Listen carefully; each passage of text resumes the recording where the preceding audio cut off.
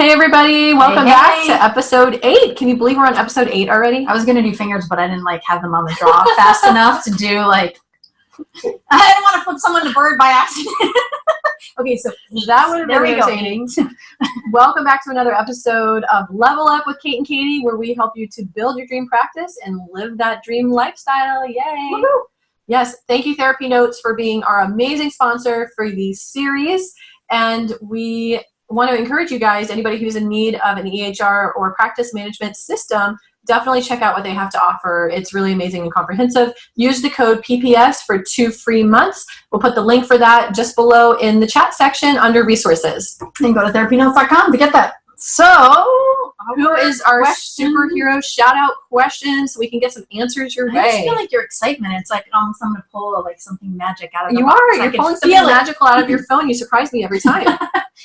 Drum roll. So we have Becky Razier. How do I come up with a name?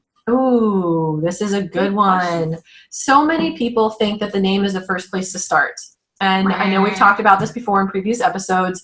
You definitely want to take a step back first, get super clear on your brand, get clear on who your ideal clients are so you know who you're serving, what services you're offering, think about your location, and if you're ever going to expand into other offices or locations, whether you're going to move your practice, you want to consider those different factors first before naming your business. I think that's a really good point. And what Kate says is I think a lot of times we have that kind of face down mentality. It's like, yeah, I'm so excited. I'm going to start my business. What should I name it? But really understanding if you have a bigger dream and goal, because, you don't want to name it Sarah Smith. Why do I always choose Sarah Smith? I don't know why. Or Sarah Smith. And I know Sarah Smith. So Sarah Smith, if you're watching, what's up? So why do you always choose, I don't know, Jacob Levy?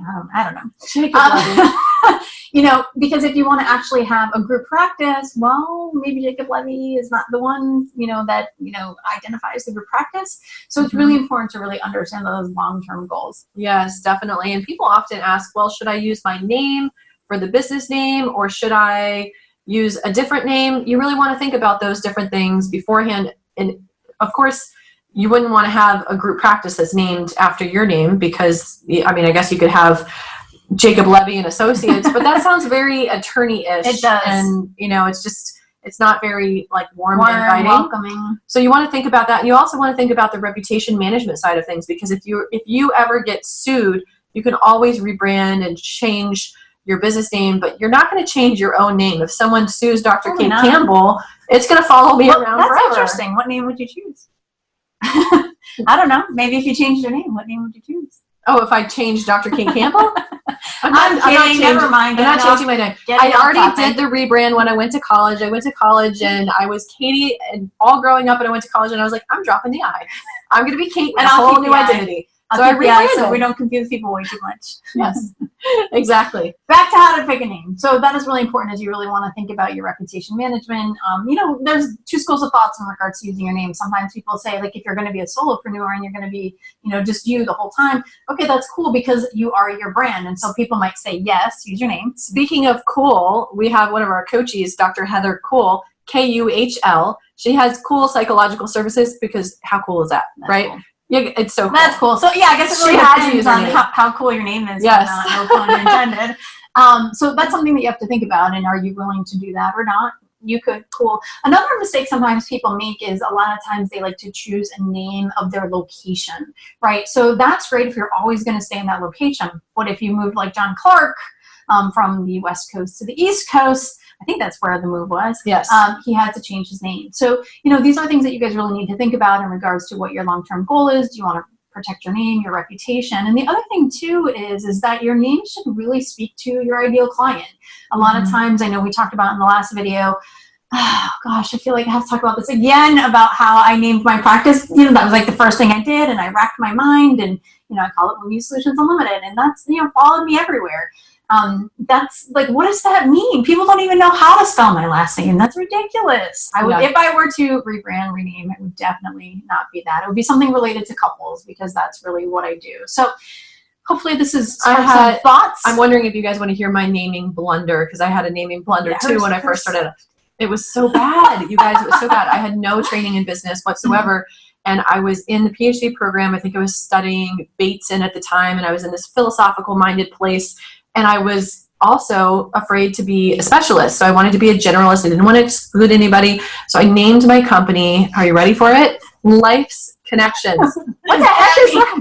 Life's Connections? Really? Like, what is that? It did not last long. I don't know. Oh my gosh, I know. So it did not Life's last Connections, long. find your true love.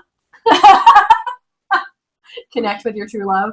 Who knows? Anyways, I'm not doing a dating app. I'm not a matchmaker. So I got really clear after learning the hard way of not having a brand, not knowing who my ideal clients were, not having a plan, not having a marketing message. And that was a long time ago. Once I get clear on those things, it was a game changer. So yeah. Great question. We totally appreciate. We've been doing video for a little bit, and I feel like I've gotten tongue-tied. So gotta over-enunciate. But we would love to hear more of your questions, because we will both answer them in the Facebook group on our Ask Us. Ask Us. See, it's tongue-tying. Us. That post comes out every Tuesday, so go ahead and put your questions in the thread. We'll answer them on Facebook, but then if we really like them and we think it's a good question, we're going to do a video about it. So join us there, join us here, and thanks for joining us today. And we just wanted to say, how many times can you say join us in one sentence? Join us. Join us next time. And remember, guys, you got this. We're here to help you along the way. Thank you for allowing us to inspire you. You guys got this. Startup to mastery. And thanks again for TherapyNotes for sponsoring this series. We will see you next time. Bye, everybody. Bye.